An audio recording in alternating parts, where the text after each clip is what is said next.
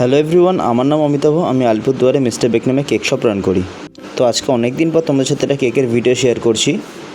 এই কেকের কাজটা করেছিলাম আজ থেকে কিছুদিন আগে। এটা ছিল 3 পাউন্ডের বারবি থিমের কেক। তো দেখো আগে কী হয়। আর এটা ছিল স্পেশালি বাটারস্কচ ফ্লেভারের।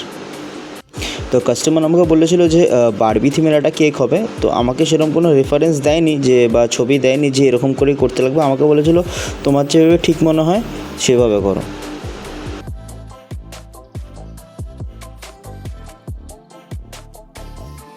তো যথারীতি আমি কেকটা বাটারস্কচ লেয়ারিং করে নিই। প্রথমে নিচের লেয়ারটা করি, তারপর ওপর লেয়ারটা করে নিই। আর কেকগুলোকে ক্রাম কোটিং করে একটু ডিপ ফ্রিজিং করে দিই যাতে ভালো মতো স্টেবল হয়ে যায় কেকগুলো। কেকটা যেহেতু 2 স্টেপের হবে, তো নিচের স্টেপটা আমি ফার্স্টে আইসিং করে নিই। আর আমি কেকটা রেখেছিলাম, নিচের স্টেপটা একটু ব্রড রেখেছিলাম, আর তার তুলনায় উপরের স্টেপটা ছিল হালকা ছোট আর একটু হাইটেড, যার জন্য কেকটার একটু লুকটা আলাদা রকমের আসছিলো। তোমরা ভিডিও শেষে দেখতে পারবে কেকটা কীরকম হয়েছে। তো যাই হোক, কেকটা নিচের লেয়ারটা আইসিং করে ফিনিশিংয়ের কাজ কমপ্লিট করে আমি উপরের লেয়ারটার আইসিং করি।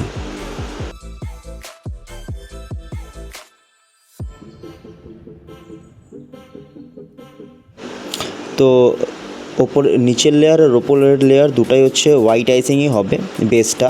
আর আইসিং করার পর একটা লেয়ারের ওপর একটা লেয়ার সমানভাবে দিয়ে দিই। আর কেকটা ছিল ডুয়েল টোনে, হোয়াইট অ্যান্ড পিঙ্ক, এরকম কম্বিনেশনে ছিল।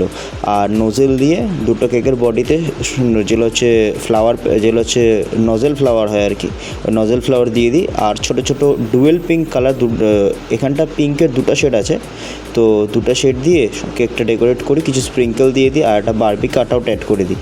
আর বাকি যেগুলো ডেকোরেশন আছে ওগুলো করে নিই। তো সবাই দেখে বলো কেমন হয়েছে। Thank you for watching. আর তোমাদের এরকম কোনো কাস্টমাইজ কেকের অর্ডার থাকলে ক্যাপশনে দেওয়া নাম্বারে তোমরা যোগাযোগ করতে পারো। Thank you.